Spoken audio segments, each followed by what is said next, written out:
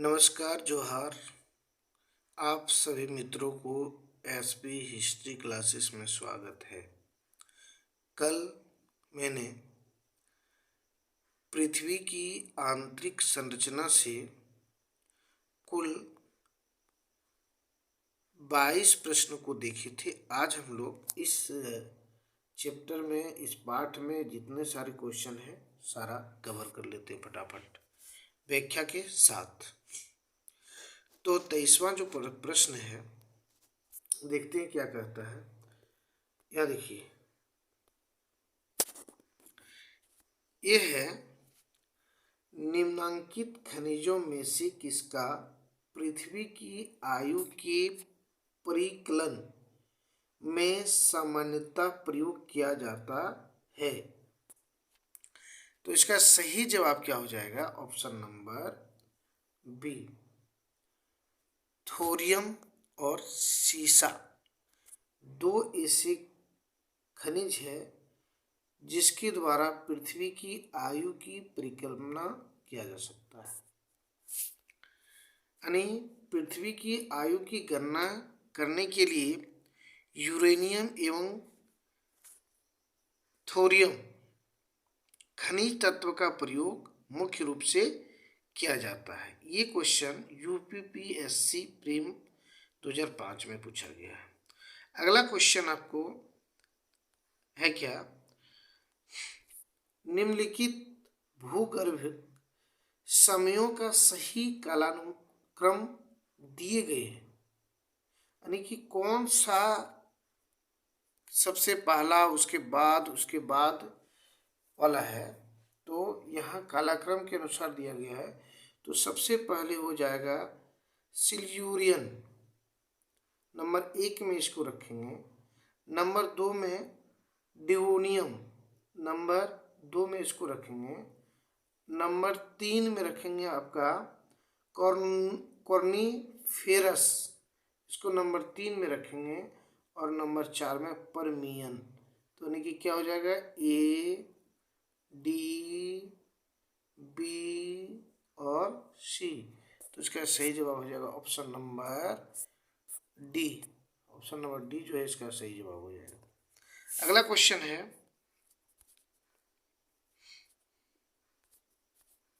कितना क्वेश्चन? 24। यहाँ question number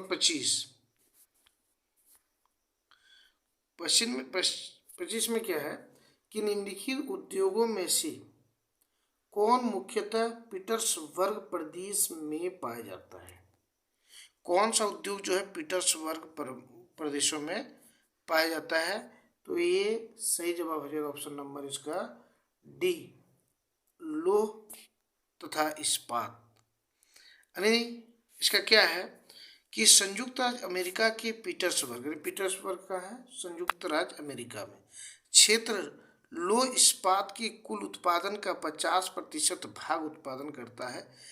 इसे उत्तर अपलेशियन से कोयला, पश्चिम झील क्षेत्र से लोहा अयस्क तथा महान झील से जल की प्राप्ति होती है। अतः पीटर्सबर्ग विश्व भर में इस्पात उत्पादन का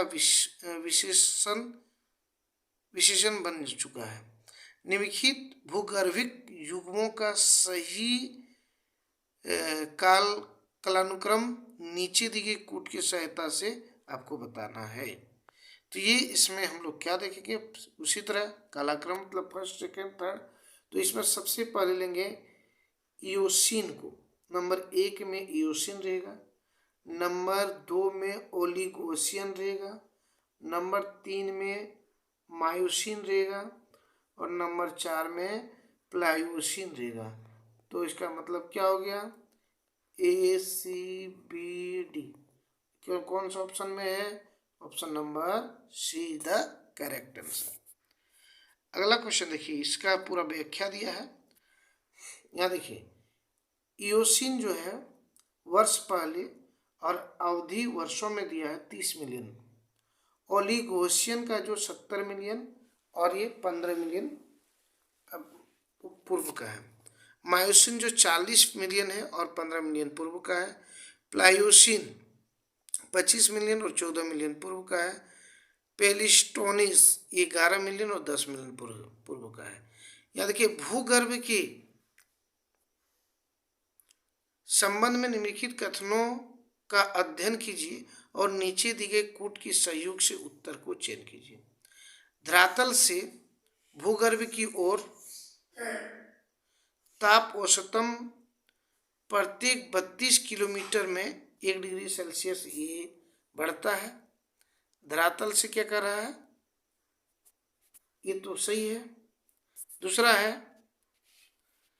पृथ्वी की जो बाह्यतम परत है सिलिकॉन और एल्यूमिनियम, क्या है, सिलिकॉन और एल्यूमिनियम की बहुलता है, ये भी आपका सही है, ये भी आपका सही है। भूक्रोड़ का घनत्व जो है 10 से 12 है, नहीं, ये भी आपका सही है। और देखते हैं भूगर्भ में भूकंप तरंग का संचार सामान्य गति से होता है, नहीं, ये आपका गलत है। इसका मतलब सही क्या हो जाएगा, ऑप्शन नंबर बी। देखिए भूगर्भ में भूकंप तरंग का संचार सामान्य गति से नहीं होती है। प्राथमिक भूकंपीय तरंग ध्वनि की गति के समान तथा द्वितीयक भूकंपीय तरंगें प्रकाश की गति के समान होते हैं। अगला है टेलीग्राफिक पठार निम्न में से किसका भाग है, तो इसका सही जवाब क्या हो जाएगा, इसका सही जवाब हो जाएगा ऑप्शन नंबर ए। टेलीग्राफिक पठार जो है वह उत्तरी अटलांटिक कटक का एक भाग है। अगला है, देखिए यहाँ दिया है ग्रीनलैंड और आइसलैंड के दक्षिण में लगभग 55 डिग्री उत्तरी अक्षांश के समीप चौड़े कटक पर जहां समुद्री जल की गहराई 2000 से 3000 मीटर है को टेलीग्राफो पठार कहते हैं।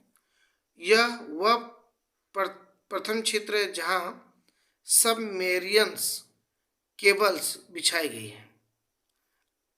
क्वेश्चन नंबर है माहो असमानता विलग करती है, मतलब अलग करती है, किसको अलग करती है माहो समता, तो ये करती है आपका इस ऑप्शन नंबर इसका क्या हो जाएगा, तो ऑप्शन नंबर ए हो जाएगा इसका करेक्ट आंसर।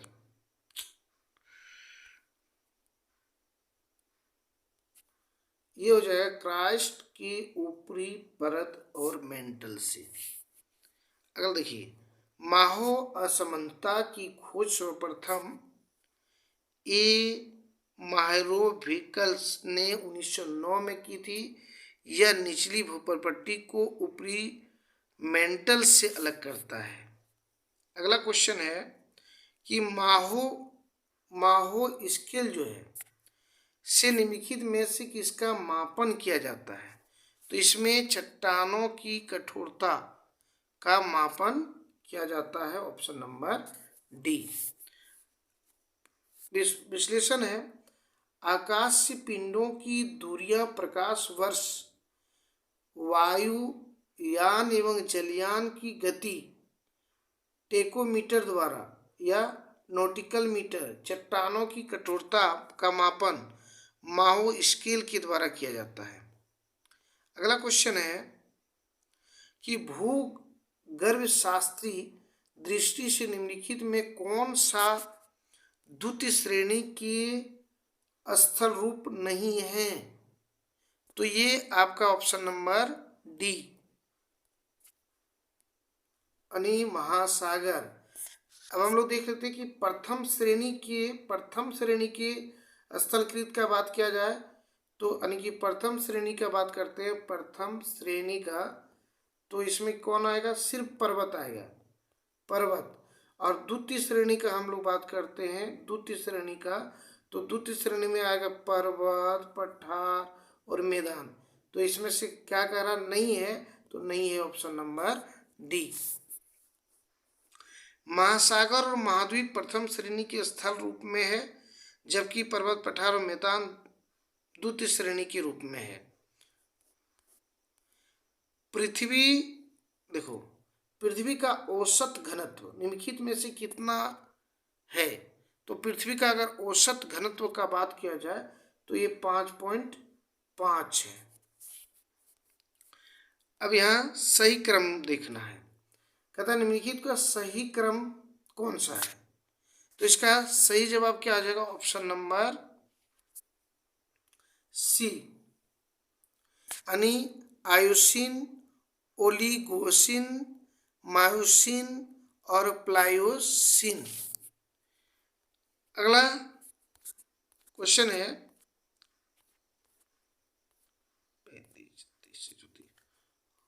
कोर मध्यस्थता क्षेत्र में कौन सी लहरें प्रभावित हो सकती है?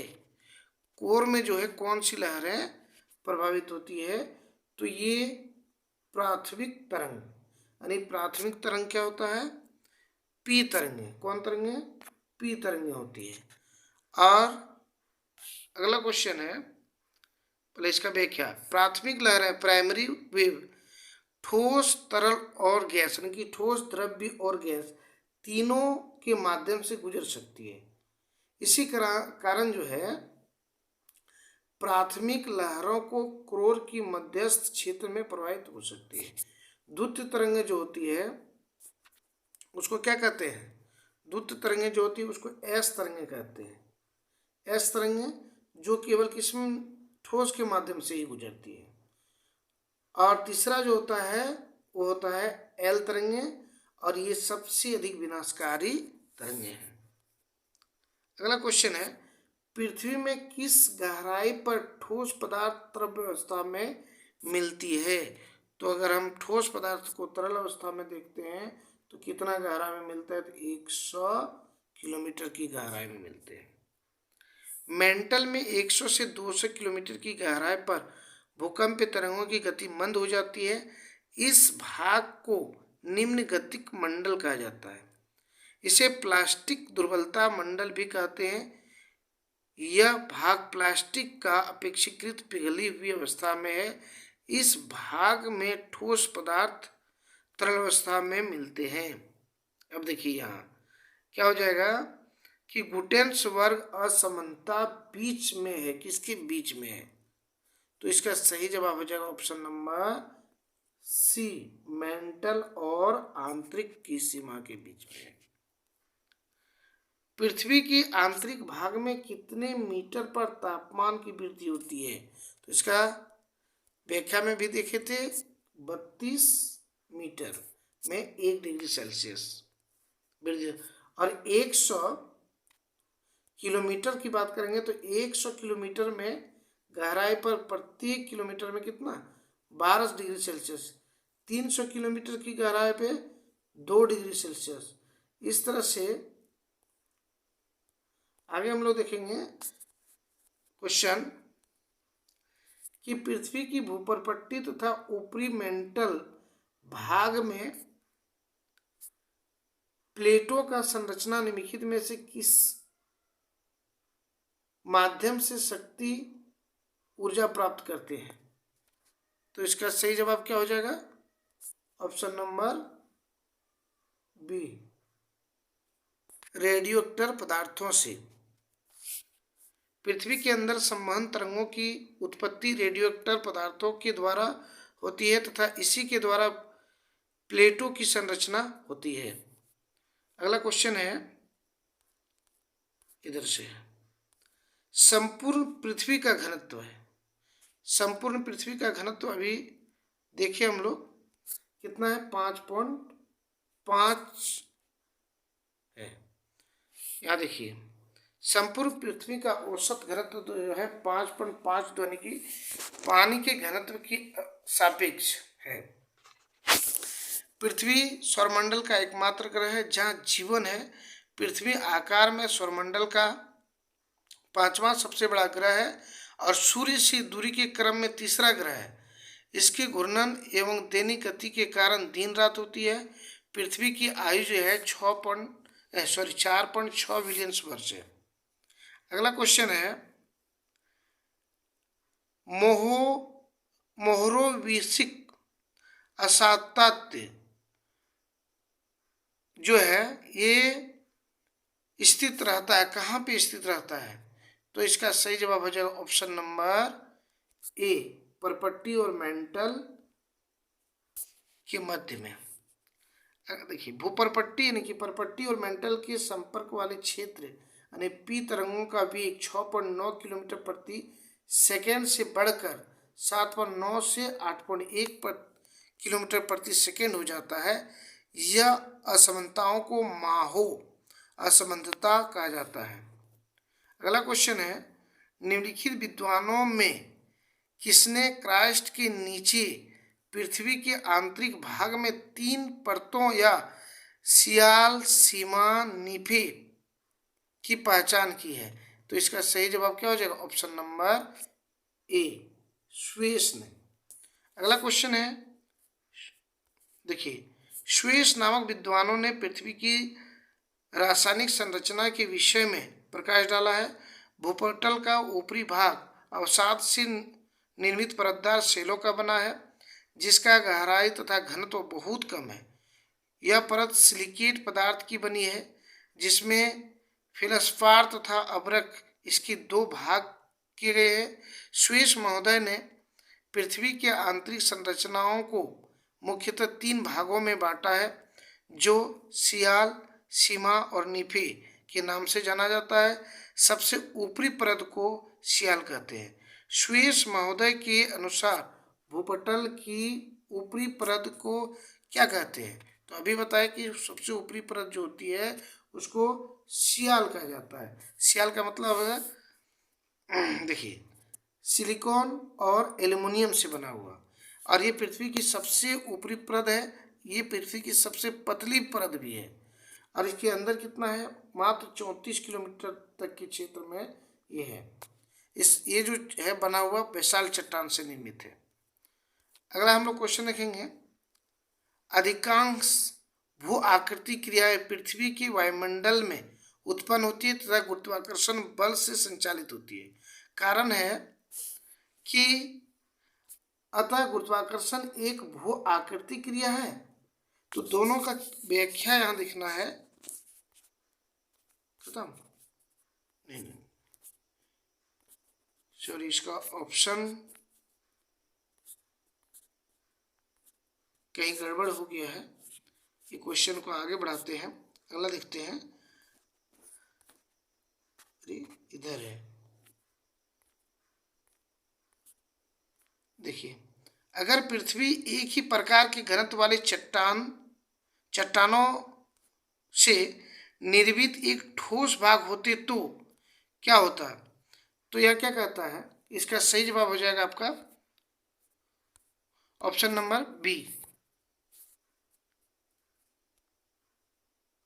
ऑप्शन नंबर जो होगा इसका सही जवाब हो जाएगा ऑप्शन नंबर बी।